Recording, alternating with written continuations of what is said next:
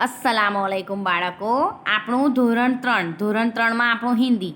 તો હિન્દીમાં આપણે જે ગયા વિડીયોમાં મેં 13મો પાઠ ચલાવ્યો તો તમને એ પાઠનું આજે આપણે સ્વાધ્યાય શીખીશું।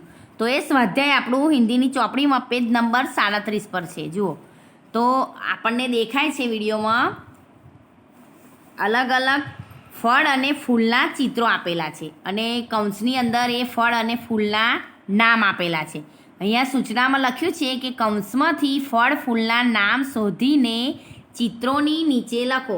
તો આપણને એક લાઈનમાં 3 ચિત્રો આપેલા છે, એ ચિત્રોના નામ આપણે કૌંસમાંથી શોધીને લખવાના છે। તો પહેલા નંબર પર જુઓ, તમને મેં શીખવાડ્યું હતું ને કે આ ચિત્રોના આ બાજુમાં આપ્યા છે નામ એ પ્રમાણે જ છે। તો અહીંયા પહેલા ચિત્રમાં છે શરીફા।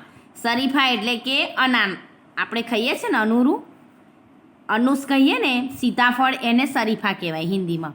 ફરી બીજું છે અમૃત, ફરી સૂર્યમુખી, ફરી નીચેની લાઈનમાં છે અનાર, પછી કેલા, ફરી મોગરા, ફરી એની નીચે છે આમ, પછી સેબ, પછી અનાનસ, એની નીચે આપ્યું છે ગુલાબ, તરબૂચ અને કમળનું ફૂલ। કમળના ફૂલનું ચિત્ર છે, ત્યાં આપણે કમળ લખવાનું છે।